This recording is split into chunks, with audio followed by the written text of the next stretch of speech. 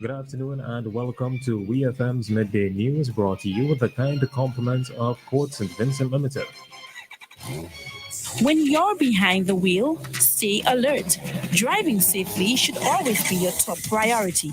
Protect yourself and other road users by keeping your attention on the road. Stay alive. Avoid distractions like cell phones and maintain a safe distance from other vehicles. Only overtake when it is absolutely safe to do so. And remember to be on the lookout for motorcyclists. The life you save today may be yours. Alert today, alive tomorrow. This message is brought to you by AKT Motorcycles, available at courts. Welcome back to WEFM's Midday News brought to you with the kind compliments of Port St. Vincent Limited. I am your presenter, Rajiv Providence. First, on the local scene, cloudy skies, frequent pockets of moderate showers, possibly heavy at times, and breezy conditions with isolated thunderstorms are forecast to continue across St. Vincent and the Grenadines due to the passage of a tropical wave. Rainfall accumulations of approximately 2 inches with isolated higher amounts in mountainous areas are possible during the next 24 hours.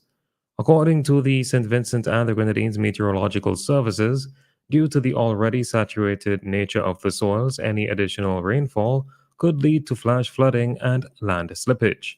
As a result, the advisory for a low risk of flooding has been upgraded to a flash flood watch for St. Vincent and the Grenadines until 6 p.m. Friday, July 12th, 2024, with further review. Residents and motorists in areas prone to flooding and landslides or near rivers and streams should be prepared. The Met Services states that a flood watch is issued when conditions are favorable and there exists the possibility of flooding during the watch period. This flash flood watch may be upgraded to a warning if conditions warrant. The St. Vincent Electricity Services VINLEC is exploring the option of the installation of solar streetlights on Grenadine Islands impacted by the passage of Hurricane Beryl. According to VINLEC CEO Dr. Vaughan Lewis, who was at the time speaking on WeFM's Issue at Hand program, this comes following a suggestion from a government minister during a recent meeting. Dr. Lewis cited security purposes as well as morale boosting purposes for this move.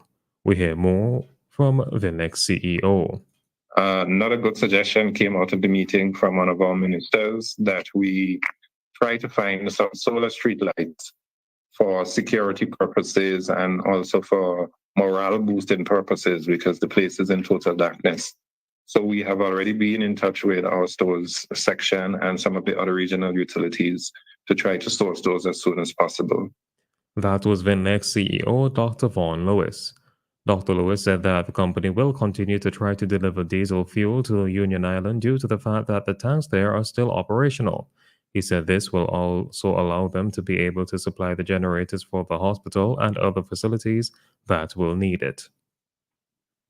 Still on the local scene, St. Vincent and the Grenadines has received disaster relief assistance from the Republic of Guyana.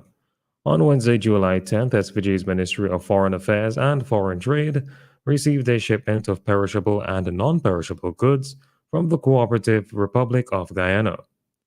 Director of the National Emergency Management Organization, NEMO, Ms. Michelle Forbes, during the handing over, expressed gratitude to the government and people of the Cooperative Republic of Guyana for their invaluable support and assistance in providing humanitarian aid and relief supplies in the aftermath of Category 4 Hurricane Beryl.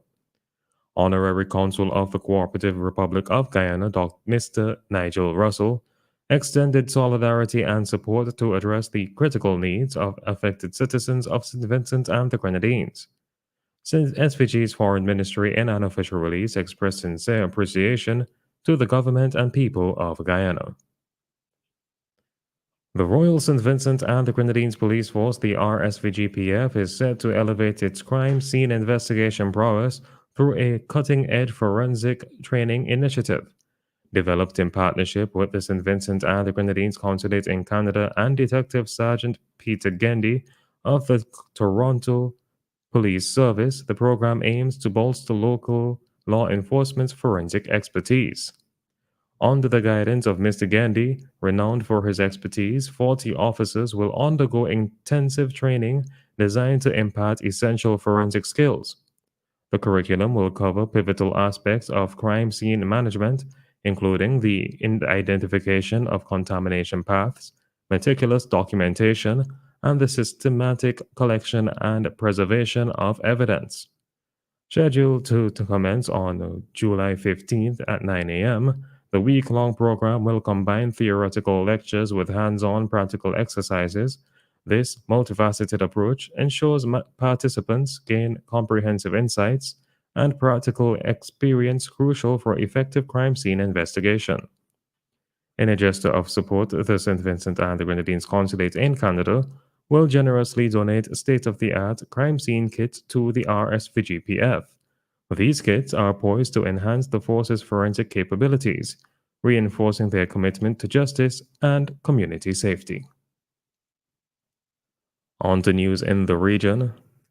Guyana's President Dr. Irfan Ali has set a goal for the country to become the primary sugar supplier in the Caribbean within 2 years. The objective is part of a broader strategy to rejuvenate Guyana's agricultural sector and decrease the region's reliance on imported food. President Ali is the lead head for agriculture in the Caribbean Community's CARICOM Quasi Cabinet. He has been tasked with determining how the region can be food secure and is leading an ambitious goal of slashing CARICOM's hefty food import bill by 25% by 2025. Guyana's government is actively investing in sectors like sugar alongside its burgeoning oil and gas industry to diversify and strengthen the national economy. As part of this initiative, the Enmore Sugar Estate is being transformed into a sugar refinery to bolster the sector's modernization. Antigua and Barbuda is advancing plans to modernize its transportation sector with a new local ride hailing app, discussed in a recent cabinet meeting involving taxi leaders and entrepreneurs. Named Swift, the service aims to improve safety and convenience by employing licensed taxi drivers exclusively, offering virtual booking, electronic payments, and real time tracking. It seeks to supplement existing taxi incomes without replacing them entirely. The initiative has garnered initial support from taxi associations, with preparations on the way, including the establishment of a driver and vehicle database and company registration. On the international scene, following a press conference where President Joe Biden asserted his fitness for the U.S. presidency, criticism from his Democratic Party persists. Three Democratic figures have joined others in urging Biden to withdraw from the presidential race. Concerns escalated after a recent debate with Donald Trump, where Biden appeared uncertain. Despite a steadier performance at the press conference, Biden made errors such as mistakenly referring to his Vice President Kamala Harris as Vice President Trump and initially introducing Ukraine's leader Volodymyr Zelensky as President Putin. The uncertainty surrounding Biden's candidacy continues, with potential for more defections and withdrawal of support from donors like Hollywood actor George Clooney, who questions his competence for another term. Finally, in sports, James Anderson ended his legendary international career in England's crushing victory over West Indies in the first Test at Lord's.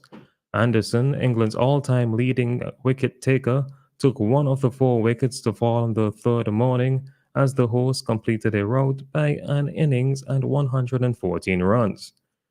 On a poignant day at the home of cricket, 41-year-old Anderson was given a guard of honor by both teams on his entrance to the field and was visibly moved by the standing ovation he received from the expectant crowd. The win halts a run of four successive Test defeats for England and gives them a 1-0 lead in the three-match series. This has been WEFM's Midday News. I have been your presenter, Rajiv Providence. Join us again at 3 o'clock for WEFM's 3 p.m. news. WEFM's Midday News is brought to you with the kind compliments of Court St. Vincent Limited. Hassle-free loans for your every need. Courts have you covered, best believe. Courts ready, cash is for everyone. Not to worry, fast approval. Hurry up and come. We got it all. We on the go. Courts ready, cash, you already know. We got it all. We on the go. Courts ready, cash, always ready. When you're ready, let's go. Courts Ready Cash. Ready when you are.